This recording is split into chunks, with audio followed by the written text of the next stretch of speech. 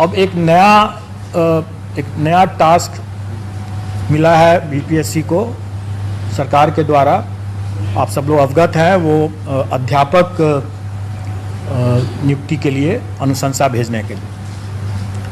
इसका हम लोगों ने पाठ्यक्रम और परीक्षा के संरचना के बारे में अपने वेबसाइट पर प्रदर्शित कर दिया है और मैं समझता हूं कि इसको लेकर के कुछ संशय आप लोगों के भी मन में होगा और अभ्यर्थियों के भी मन में होगा, और मैं चाहूँगा कि आप लोग भी प्रश्न पूछें और उनके बाद अगर कोई संशय है तो मैं कोशिश करूँगा कि उसको दूर करूँ। कुछ जानकारी मैं दे देना चाहूँगा ताकि आप लोग प्रश्न अगर पूछेंगे तो आसानी रहेगा। उसके बाद टोटल पद जो है वो प्राथमिक विद्यालय के लिए 79,943 है, जिसकी अधियाचना आयोग को प्राप्त हुई है। 79,943। उसके बाद माध्यमिक विद्यालय के लिए 32,916, 32,916। और उसके बाद हायर सेकेंडरी के लिए 57,602, 57,602। टोटल होता है 1,70,461,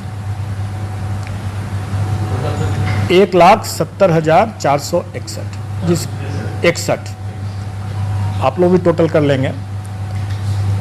अब इसमें जो अर्हताएं हैं वो सरकार के नियमावली में दिया हुआ है, और जहाँ जहाँ वो मिसिंग होगा वो सरकार के निर्देश पर और सरकार के साथ आयोग की बैठक, संयुक्त बैठक में जो निर्णय लिया जाएगा उसके अनुरूप वो होगा। और वो विज्ञापन के समय जब निकलेगा 1-2 दिन में मैं समझता हूँ कि विज्ञापन भी हम लोग निकाल देंगे। वैसे मैं बता दूं मोटा मोटी तौर पर कि प्राथमिक विद्यालय के लिए जो न्यूनतम अर्हताएँ होंगी वो inter pass plus CTET plus diploma in elementary education या बीएड अगर किया हो तो वो होना चाहिए। माध्यमिक विद्यालय के लिए graduation plus state STET plus BEd, और हायर सेकेंडरी के लिए पोस्ट ग्रेजुएशन होना है और स्टेट और बीएड होना है। डिग्री मतलब graduation plus state plus BEd. और इसमें जो नियमावली के हिसाब से ही जो लोग वर्ष 2012 के पूर्व के जो होंगे, जो नियोजित हैं, उनके लिए टीटी मतलब टीचर्स एलिजिबिलिटी टेस्ट से वो उनको एग्जेम्पशन है। हाँ, तो ये हुआ। उसके अलावा फिर एज रिलैक्सेशन भी है उन लोगों के लिए, वो सारा चीज़ नियमावली में पहले से दिया हुआ है। वही चीज़ विज्ञापन में हम लोग रिपीट कर देंगे। अब जो हम लोगों ने जो पाठ्यक्रम निकाला और जो उसके लाइट में लोगों को जो जिज्ञासा या संशय है, थोड़ा मैं उसको दूर करना चाहूँगा। पहली बात कि ये लोग प्रश्न पूछ रहे हैं कि परीक्षा एक ही दिन में होगा, एक दिन से अधिक में होगा, तो हम लोग आवेदन जो मांगेंगे वो इन सभी पदों के लिए एक साथ मांगेंगे, एक ही आवेदन होगा। मतलब कहने का है कि एक कैंडिडेट अगर वो योग्य है तो वो प्राथमिक के साथ साथ वो हाई स्कूल के लिए भी और हायर सेकेंडरी स्कूल के लिए भी, तीनों के लिए वो अप्लाई कर सकता है। एक साथ अप्लाई एक साथ कर सकता है। और जब हम अप्लाई करने की जब हम उसको सुविधा देंगे, क्योंकि उसका हक भी है, अगर वो योग्य है तो तीनों में अप्लाई कर सकता है, तो स्वाभाविक है कि हम उसको तीनों के लिए परीक्षा में उत्तीर्ण होने के लिए भी हम उसी हिसाब से परीक्षा की तिथि को रखेंगे, ताकि अगर वो योग्य कैंडिडेट है तो वो तीनों परीक्षा में अलग अलग तिथि पर वो भाग ले सकता है। अब हम आते हैं पाठ्यक्रम के बारे में। पाठ्यक्रम या और परीक्षा की जो संरचना है वो हम लोगों ने इस तरीके से डिसाइड किया है कि एक पेपर जो होगा वो क्वालिफाइंग नेचर का है और वो भाषा का पेपर जो है वो क्वालिफाइंग नेचर का है। उसमें उसको सिर्फ पास करना है, उसका मेरिट में नहीं जुटेगा वो। उसमें भाषा में 2 सेक्शन रहेगा, एक सेक्शन अंग्रेजी है जो सबको करना है और दूसरा सेक्शन में विकल्प है, मतलब कि वो हिंदी, उर्दू या बांग्ला। क्योंकि हमारे पास जो पद आए हैं प्राथमिक में, उसमें बांग्ला के लिए 148 पद है, उर्दू के लिए 12,729 पद है और बाकी जो प्राथमिक के जो बाकी हैं वो सामान्य मतलब हिंदी के हैं। ये सब जो क्वालिफाइंग वाला जो मामला है जिसमें 25 मार्क्स का मैं आपकी जिज्ञासा को जल्दी ही शांत कर दूंगा। 25 मार्क्स जो रहेगा वो, और सभी एग्जाम जो हमारे हैं वो MCQ बेस्ड है, मतलब कि ऑब्जेक्टिव टाइप के हैं, मल्टीपल चॉइस क्वेश्चंस रहेंगे। और क्वालिफाइंग नेचर का जो पेपर भाषा का है उसमें अंग्रेजी 25 नंबर के रहेंगे, 25 प्रश्न, और हिंदी या उर्दू बांग्ला जो रहेगा वो 75-75 का रहेगा। उसमें से कोई एक चुनना है उनको, मतलब टोटल 100 नंबर के 100 प्रश्न रहेंगे और पूरे पेपर में उनको 30% मतलब कि 30 नंबर न्यूनतम लाना होगा, तभी वो पास करेंगे, नहीं तो वो परीक्षा से, प्रतियोगिता से बाहर हो जाएंगे। इसमें जो लोगों को जो जिज्ञासा है कि पहला कि क्या 30% अंग्रेजी में अलग और हिंदी में अलग लाना है, तो ऐसी बात नहीं है। संयुक्त रूप से उनको 30% लाना है, मतलब 30 नंबर लाना है। लेकिन मेरा यह मानना है कि ऐसा नहीं हो सकता है कि कोई शिक्षक हों और वह सड़क पर अगर चल रहे हैं और सड़क पर जो रोड पर जो साइनेजेस रहता है वो अंग्रेजी में भी रहता है, तो उसको न पढ़ सकें, तो शिक्षक क्या हुए? जो राह चलते हुए जो रोड के जो साइनेजेस है उसको अंग्रेजी में अगर लिखा हुआ है तो उसको भी न पढ़ सके हैं, तो क्या वो अच्छी गुणवत्ता के शिक्षक हुए? इसलिए हम लोग प्रश्न के स्तर को हम लोग इस तरह से रखने का कोशिश करेंगे कि हम उनको, अंग्रेजी जरूर सरल रहेगा, कठिन नहीं रहेगा। हम मानते हैं कि यहाँ पर हिंदी भाषी प्रदेश है तो अंग्रेजी का प्रश्न कठिन नहीं रहेगा, लेकिन इसका यह मतलब हुआ कि हिंदी का भी प्रश्न सरल नहीं होगा, क्योंकि अगर हिंदी का प्रश्न भी सरल हुआ और अंग्रेजी का प्रश्न भी सरल हुआ तो सब हिंदी ही देख करके निकल जाएंगे। इसलिए थोड़ा हम लोग भी दिमाग लगाएंगे और मैं चाहूँगा कि अभ्यर्थी भी थोड़ा तो अंग्रेजी भी पढ़ ही लें, ताकि वो शून्य ना हो अंग्रेजी उनका, क्योंकि शून्य से अगर फिर वो आगे नहीं बढ़ पाएंगे, राह चलता वो साइनेज भी नहीं पढ़ पाएंगे, तो वो अपने छात्रों को कैसे पढ़ाएंगे। ये रही बात जो हमारे वैकल्पिक जो क्वालिफाइंग नेचर के जो भाषा का जो पत्र है उसके बारे में मैंने बतलाया। इसके बाद अब मेन पेपर होगा। मेन पेपर 150 नंबर का होगा जिस पर कि मेरिट होगा, और हर स्कूल के कैटेगरी के लिए एक ही मेन पेपर है। जैसे प्राथमिक के लिए सिर्फ एक मेन पेपर है, अगर हम हाई स्कूल के लिए जाते हैं तो उसके लिए भी एक ही मेन पेपर है, और अगर हम इंटर के लिए भी, इंटर स्कूल के लिए भी जाते हैं, हायर सेकेंडरी स्कूल के लिए जाते हैं तो उसके लिए भी एक ही मेन पेपर है। एक ही पेपर उसके बाद देना है, और वो अगर कोई अभ्यर्थी अगर तीनों श्रेणी के लिए अप्लाई करता है तो स्वाभाविक है कि उसको फिर तीनों पेपर देना होगा। अलग अलग दिन होगा लेकिन देना होगा तीनों। फिर मेरिट लिस्ट अलग अलग बनेगा, क्योंकि सबके लिए अलग अलग वो परीक्षा है।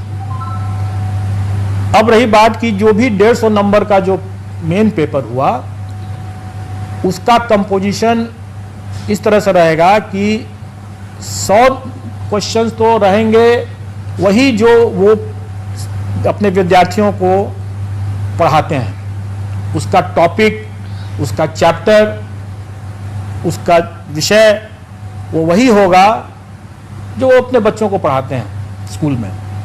इसलिए अगर ये जिज्ञासा है कि उसका हम सिलेबस में विस्तार करके दें, तो मेरा ये कहना होगा कि बिहार एग्जामिनेशन बोर्ड का जो सिलेबस है बच्चों के लिए, उसी को देख लें,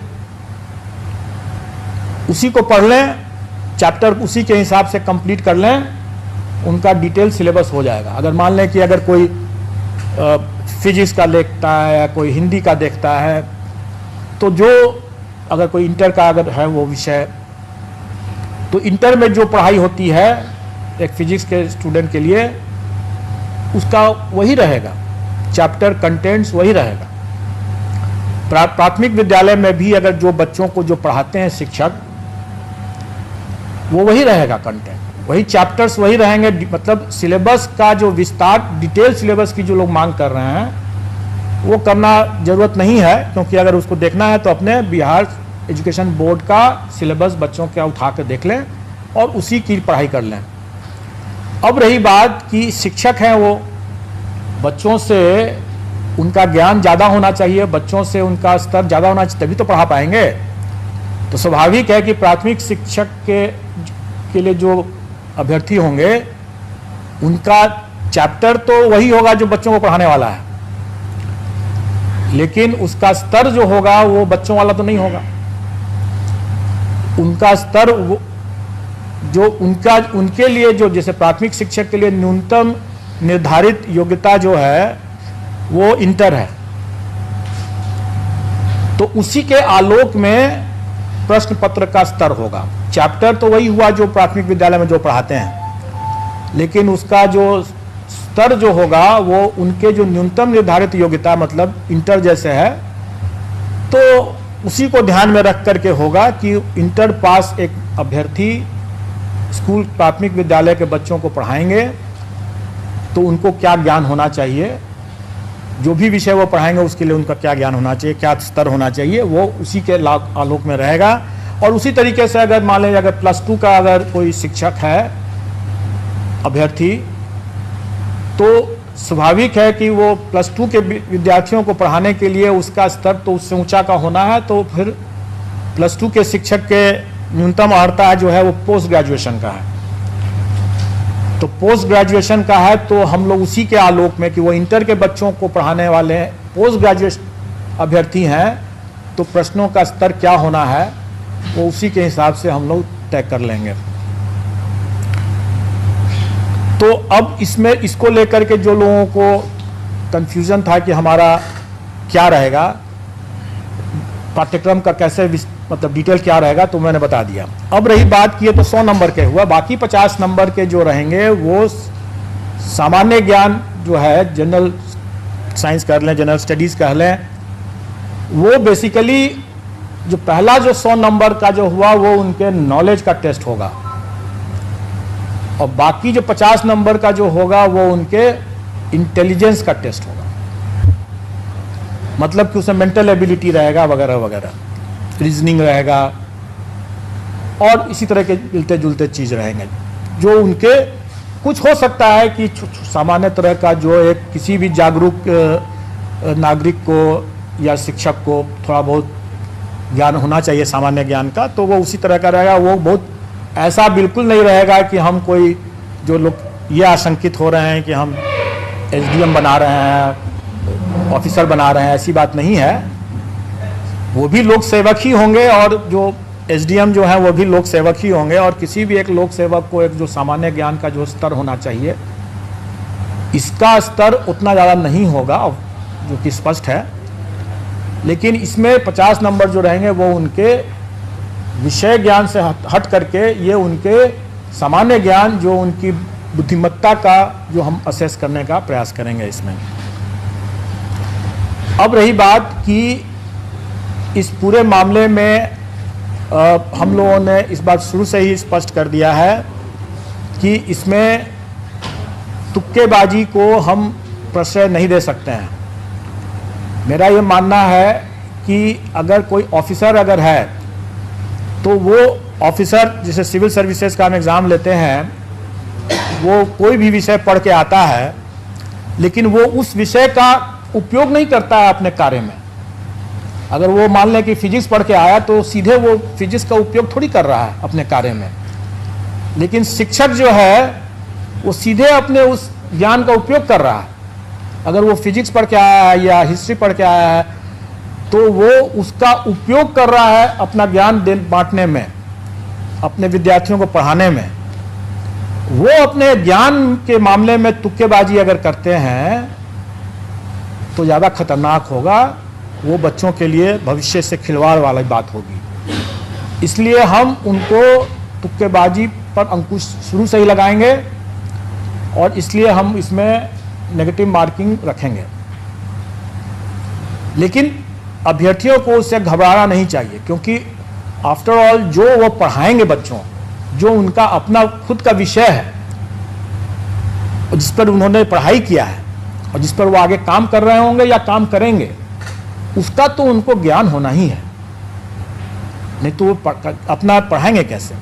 इसलिए वो चूंकि उनका ज्ञान भी है, उसका अनुभव भी है, इसलिए उनको कोई उसमें तुक्का लगाने की ज़रूरत नहीं होगी उनको।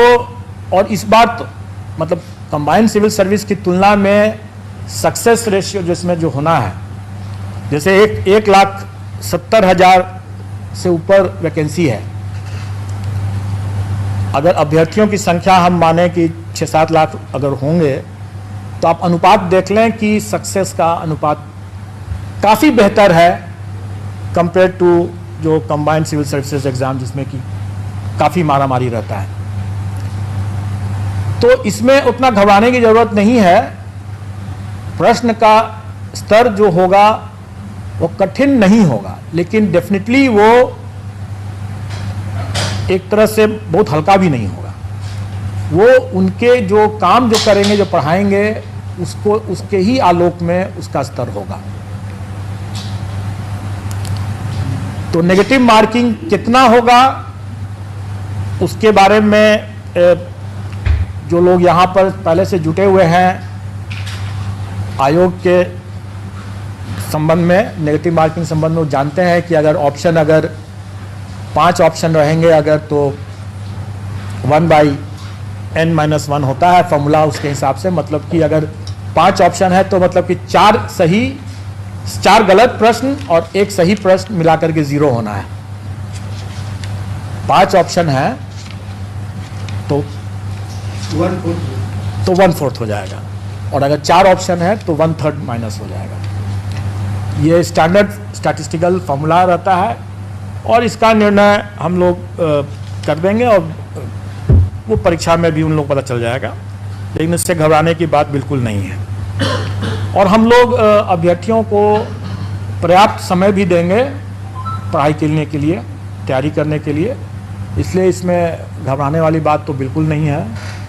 और अनुपात जो सक्सेस का अनुपात इतना बेहतर है, मैं समझता हूँ कि जो अगर थोड़े से भी जो लोग पढ़ा रहे होंगे, ठीक से पढ़ा रहे होंगे, तो उनके लिए कोई दिक्कत नहीं होनी चाहिए, आ जाएंगे इसमें।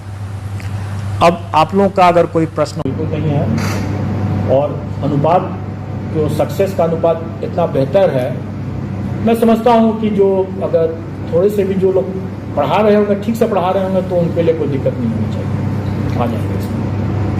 अब आप लोगों का अगर कोई प्रश्न हो इसमें। एग्जाम सर कब तक होगा सर? एग्ज़ाम कब तक होगा? एग्ज़ाम हम लोग कोशिश करेंगे कि हम लोग उनको लगभग 3 माह का हम लोग उनको टाइम तो देना चाहेंगे, 90 दिन का। दिसंबर में लगभग एग्जाम नवंबर तक सितंबर तक हम लोग एक साथ रोटी भी खा सकते हैं और सब्जी भी खा सकते हैं। सितंबर तक हम लोग मतलब तो हम लोग सितंबर में अगर वो परीक्षा कर रहे हैं तो इसका ये मतलब थोड़ी है कि हम लोग उसके पहले परीक्षा दूसरा नहीं दे सकते हैं। अगस्त लास्ट 90 दिन के बाद कभी भी हम लोग उसके नहीं, ऐसी बात नहीं, हम लोग आसपास हम लोग उनको पर्याप्त समय देंगे और मोटा मोटी आप ये समझ के चलें कि अगस्त महीने में एग्ज़ाम होगा। अगस्त महीने में एग्ज़ाम होगा। हम लोग अभी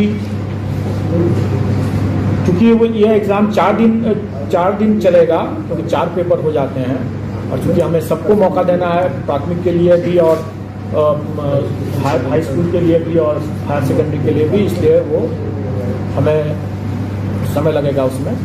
पेपर वन जो हुआ था भाषा का जो बता रहे हैं, तो वो तीनों के लिए अलग अलग होगा?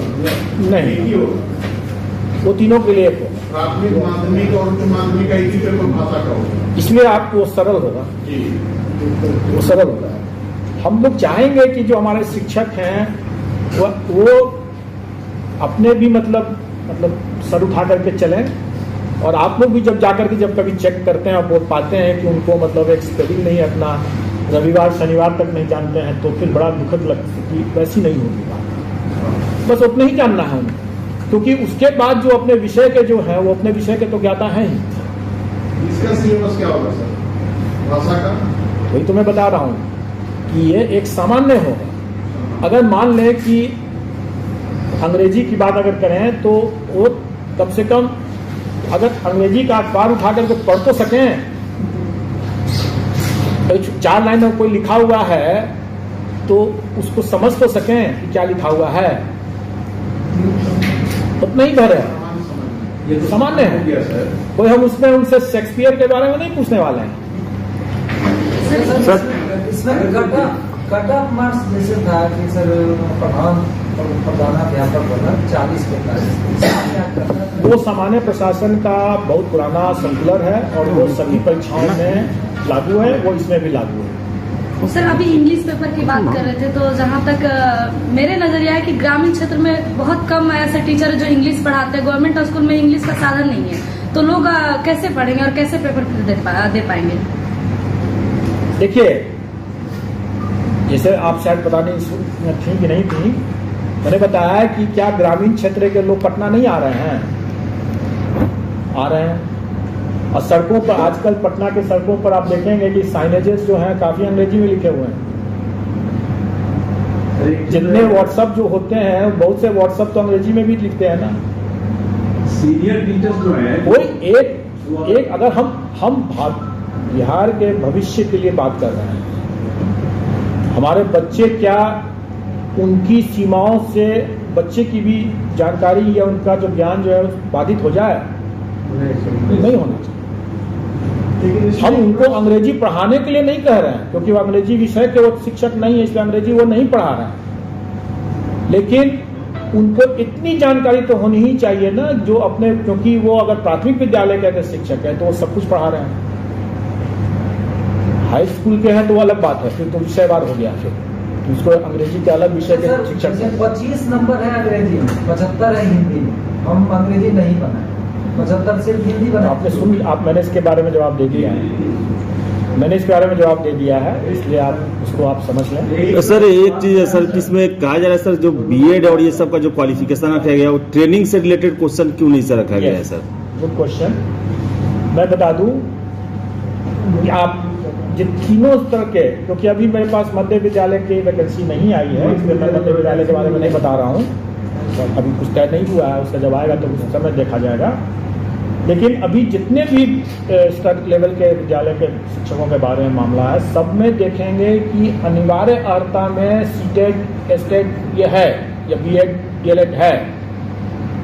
ऐसी स्थिति में उन परीक्षाओं में प्रशिक्षण संबंधित कैसे पेडागोजी जो कहते हैं उसके संबंध में या चाइल्ड डेवलपमेंट के बारे में ऑलरेडी उसकी परीक्षा वो टीचर्स एबिलिटी टेस्ट में दे चुके हैं। तो अब फिर से उसी चीज के अगर हम लेने लगे हैं तो फिर आप ही लोग कहेंगे कि जब उसमें जब ले ही चुके हैं तो फिर इसमें भी वही चीज ले रहे हैं, तो नई परीक्षा की क्या जरूरत है? नई परीक्षा की जरूरत इसलिए है क्योंकि जो अभ्यर्थियों की संख्या अगर 6 लाख है और अगर हम उसमें से 1,70,000 ही को हमको अगर लेना है तो स्वाभाविक है कि हम मेरिट बेस्ड ही हम सिलेक्शन प्रोसेस करेंगे। अब रही बात की पेडागोजी जो है या चाइल्ड डेवलपमेंट सीडीपी जिसको कहते हैं, चाइल्ड डेवलपमेंट पेडागोजी की बात जो करते हैं, ये ऐसा चीज है जिसके लिए वो पहले से एलिजिबल हो, अपनी पात्रता पहले से प्रमाणित कर चुके हैं। दूसरी बात कि ये ऐसा मामला है कि वो भविष्य में कि वो टीटी करके आए हुए हैं, वो जब स्कूल में जब जाएंगे वहाँ भी और भी अनुभव ज्ञान अभी हासिल करेंगे। उनका उसमें निखार आना ही है। उस पर हमको एक बार जब वैलिडिटी टेस्ट कर चुके हैं उस बिंदु पर, तो दोबारा हमको उसी बिंदु पर उसकी परीक्षा लेने का कोई मतलब नहीं है। सर पहले क्वालिफाइंग परीक्षा होगा, उसके बाद ये भाषा वाले में अब जनरल तो हो गया, इंग्लिश और हिंदी दोनों होना चाहिए, लेकिन अगर कोई बंगला का स्टूडेंट है या उर्दू का स्टूडेंट है, उसके लिए क्या वो भाषा का क्या? वही तो मैं बताया ना कि हिंदी ऑब्लिक उर्दू ऑब्लिक बंगला। हिंदी ऑब्लिक प्रश्न पत्र बाइलिंगुअल रहेगा या हिंदी केवल? देखिए, प्रश्न पत्र जो हमारा जो सब्जेक्ट का जो रहेगा वो बाइलिंगुअल रहेगा, लेकिन नेचुरली अगर हिंदी का प्रश्न अगर है, एक कब पेपर है, तो हिंदी में ही सिर्फ रहेगा। अगर इंग्लिश का है तो फिर उसमें हिंदी तो नहीं रहेगा। एक उर्दू वाले, ये मदरसा वाले, जो लैंग्वेज का जो विषय का जो पेपर रहेगा वो उसी लैंग्वेज में रहेगा, मतलब वो बाइलिंगुअल नहीं रहेगा। ये DAP को लेके बिहार में जो अब तक परीक्षाएं हो रही है, इसमें महिलाओं को विशेष छूट दिया गया है कि 85% उनके लिए 85 मार्क्स है, तो क्या वो छूट आप जारी रखेंगे या फिर जो 90 का है? देखिए, जो मिनिमम क्वालिफाइंग जो कट ऑफ है वो सरकार के द्वारा पहले से निर्धारित है। उसमें महिलाओं के लिए अलग है, सामान्य के लिए अलग है। वो उसका पूरा आप लोगों को ज्ञान होगा, हमारे पाठ्यक्रम में भी वो परसेंटेज लिखा हुआ है। अब रही बात कि सरकार ने इस बार जो नियमावली जो बनाया है उसमें प्राथमिक विद्यालय के शिक्षकों के लिए शिक्षकों के पद पर महिलाओं के लिए आरक्षण जो है 50% 50% रखा, अन्य में 30% या 35%। प्राथमिक में 50 और अन्य में 35। अन्य में जो पहले से है वो सही है, और प्राथमिक विद्यालय के केस में 50% आरक्षण महिलाओं के लिए। सर ये जो एग्जाम दो एग्जाम होंगे तो क्वालिफाइंग एग्जाम पहले होंगे, उसके बाद मेंस होंगे या इससे कोई फर्क नहीं पड़ता है, क्योंकि हमारे जो भी एग्जाम है MCQ बेस्ड हैं और इसका इवैल्यूएशन हमारे कंप्यूटर से ही होंगे, क्योंकि हम हमेशा करते आ रहे हैं। जो लोग आयोग के पास आते रहते हैं या आयोग की पद्धति से वाकिफ हैं वो जानते होंगे। मैं एक दो बातें और बता देना चाहूँगा जो लोग नहीं वाकिफ होंगे उनके लिए। पहली बात कि ये MCQ बेस्ड होगा, तो इसमें हम सारा का सारा जो है कंप्यूटर से ही हम इवैल्यूएशन करते हैं। और हम लोगों ने एक नई परिपाटी बनाया है कि जो हमारे आंसर की जो निकलते हैं वो हम पहले से प्रदर्शित कर देते हैं, और उस पर जिसको आपत्ति करनी है तो आपत्ति भी करते हैं, एक बार दो बार, तो वो इसमें रहेगा। जो हम लोगों ने इतने दरमियान में जो अनुभव हासिल किया है इस तरह की परीक्षाओं को लेने में और जो सुधार किया है, उसका लाभ शिक्षक अभ्यर्थियों को भी होने वाला है। तीसरा इसमें यह रहेगा कि पारदर्शिता बरतते हुए हम उनका OMR शीट को वेबसाइट पर उनको दे देंगे, ताकि वो अपना OMR शीट देख सकें कि उन्होंने क्या किया है। ये पूरी ट्रांसपेरेंसी रहेगी। लेकिन इसके साथ साथ मैं ये भी बता दूं, उनको ये आगाह भी कर दूं कि जो ये सुविधा दे रहा हूं, तो उसके साथ साथ जो पारदर्शिता और जो कठिनाई जो कड़ाई जो की बढ़ती जाएगी उसके बारे में भी जानकारी दे दूं। हम लोग अपना प्रश्न पत्र जो है वो सीधे एग्जामिनेशन सेंटर में अभ्यर्थियों के सामने खोलेंगे। वो कहीं किसी सेंटर सुपरिटेंडेंट के चैम्बर में नहीं खुलेगा। वो पहुंचेगा, और जो लोग यहाँ से पहले से आते रहे वो तो वाकिफ हैं, जो नहीं आ रहे पहली बार आ रहे होंगे, जो उनके लिए मैं बता दूं। और शिक्षक अभ्यर्थी चूंकि के लिए ये पहला अनुभव होगा, ताकि बहुत पहले जो इस